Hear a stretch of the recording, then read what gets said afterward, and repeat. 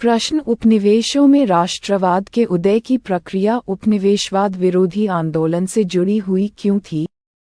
उत्तर, उपनिवेशवाद ने लोगों की स्वतंत्रता को प्रभावित किया और साम्राज्यवादी वर्चस्व के खिलाफ संघर्ष की प्रक्रिया के दौरान राष्ट्रवादी भावनाओं में वृद्धि हुई। दमन और शोषण की भावना विभिन्न क्षेत्रों के लोगों के लिए एक आम बंधन बन गई और इसके परिणामस्वरूप राष्ट्रवादी आदर्शों की वृद्धि हुई।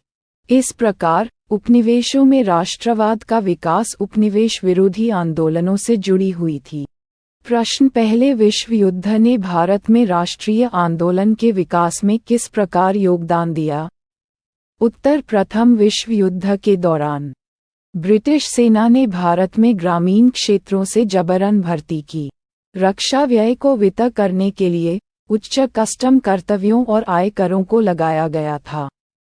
इसके अलावा 1918-19 और 1920-21 के दौरान भारत के कई हिस्सों में फसलें खराब हुईं, जिससे खाद्यान्न की कमी हुई। ये सब ब्रिटिश औपनिवेशिक शासन के खिलाफ व्यापक क्रोध और विरोध का कारण बना और भारत का राष्ट्रीय आंदोलन एक मजबूत, अधिक निश्चित दिशा की ओर अग्रसर हुआ। प्रश्न, भारत के लोग रॉलेट एक्ट के विरोध में क्यों थे? उत्तर, रॉलेट एक्ट को भारतीय सदस्यों के विरोध के बावजूद शाही विधान परिषद के माध्यम से जल्दबाजी में पारित किया गया था। इसने सरकारी निरंकुश शक्तियों को 2 साल तक बिना किसी मुकदमे के राजनीतिक कैदियों को रखने की अनुमति देने के अलावा राजनीतिक गतिविधियों को दबाने के लिए दिया।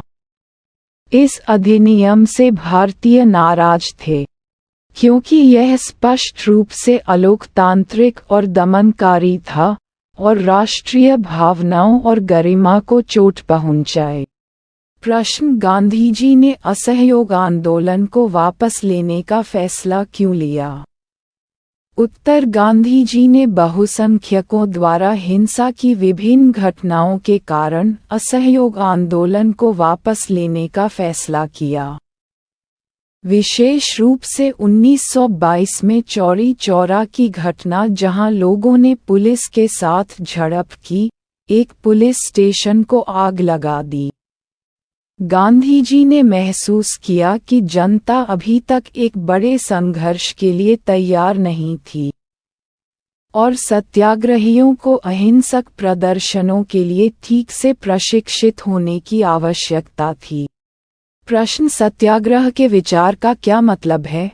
उत्तर, सत्याग्रह का विचार जन आंदोलन की एक अनूठी विधि का अर्थ है जो सत्य की शक्ति पर जोर देता है और सत्य की खोज करने की आवश्यकता है। यह इस विश्वास को बढ़ाता है कि यदि कारण सत्य है और लड़ाई अन्याय के खिलाफ है, तो उत्पीड़क के खिलाफ शारीरिक बल या जबरदस्ती की आवश्यकता नहीं है। सत्याग्रह अहिंसक आंदोलन का पर्याय है, जहां न्याय की खोज के लिए उत्पीड़क की अंतरात्मा की आवाज पर अपील की जाती है। गांधी जी का मानना था कि अहिंसा का ये धर्म राष्ट्रीय एकता और सद्भाव का कारण हो सकता है। प्रश्न, जलियांवाला बाग हत्याकांड के बारे में आप क्या जानते हैं? उत्तर, जलियांवाला बाग हत्याकांड 13 अप्रैल 1919 को जनरल डायर ने जलियांवाला बाग के संलग्न मैदान से निकास बिंदुओं को अवरुद्ध कर दिया था, जहां बड़ी संख्या में भीड़ इकट्ठा हो गई थी। कुछ लोग ब्रिटिश सरकार के दमनकारी उपायों का विरोध करने के लिए, अन्य लोग वार्षिक बैसाखी मेले में भाग लेने के लिए। डाया का उद्देश्य नैतिक प्रभाव पैदा करना और सत्याग्रहियों को आतंकित करना था। ब्रिटिश सैनिकों द्वारा की गई अंधाधुंध गोलीबारी में इस दिन महिलाओं और बच्चों सहित सैकड़ों निर्दोष लोग मारे गए। इससे बड़े पैमाने पर हमले हुए, पुलिस के साथ झड़पें हुईं और क्रोधित भारतीय लोगों द्वारा सरकारी इमारतों पर हमले किए गए। प्रश्न, साइमन कमीशन पर टिप्पणी कीजिए। उत्तर, यह 1928 में भारत में आया और साइमन गो बैक के विरोध नारों का सामना किया।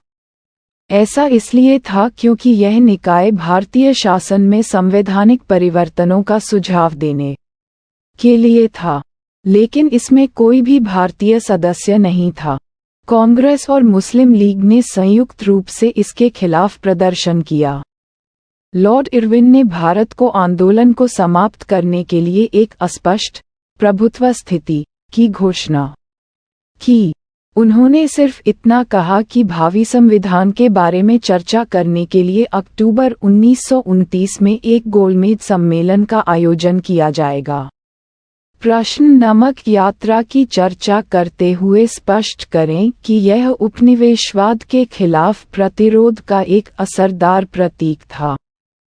उत्तर नमक यात्रा उपनिवेशवाद के खिलाफ प्रतिरोध का एक प्रभावी प्रतीक था क्योंकि यह एक वस्तु नमक के खिलाफ विद्रोह में किया गया था, जिसका उपयोग अमीर और गरीब समान रूप से करते थे। नमक पर कर और इसके उत्पादन पर सरकार का एकाधिकार एक गंभीर दमनकारी प्रशासनिक कदम था। नमक मार्च इसलिए भी प्रभावी रहा क्योंकि गांधी जी ने मार्च के दौरान बड़ी संख्या में आम लोगों से मुलाकात की और उन्होंने उन्हें स्वराज और अहिंसा का सही अर्थ सिखाया। शांतिपूर्वक एक कानून को धता बताते हुए और सरकारी आदेशों के खिलाफ नमक बनाते हुए, गांधी जी ने पूरे राष्ट्र के सामने एक उदाहरण पेश किया कि कैसे अत्याचारी का अहिंसात्मक तरीके से सामना किया जा सकता है। इसने 1930 में सविनय अवज्ञा आंदोलन का भी नेतृत्व किया। प्रश्न राजनीतिक नेता पृथक निर्वाचिका के सवाल पर क्यों बटे हुए थे? उत्तर पृथक निर्वाचिका राय में मतभेद के कारण अलग अलग मतदाताओं के सवाल पर राजनीतिक नेताओं में मतभेद थे, जबकि अल्पसंख्यकों और दलितों के कारण का समर्थन करने वाले मानते थे कि केवल राजनीतिक सशक्तिकरण उनके सामाजिक पिछड़ेपन को हल करेगा। गांधी जी जैसे अन्य लोगों ने सोचा कि अलग अलग मतदाता समाज में उनके एकीकरण की प्रक्रिया को और धीमा कर देंगे। इसके अलावा यह आशंका थी कि अलग निर्वाचकों की प्रणाली धीरे धीरे देश को कई टुकड़ों में विभाजित करेगी क्योंकि प्रत्येक समुदाय या वर्ग तब अलग अलग प्रतिनिधित्व मांगेगा।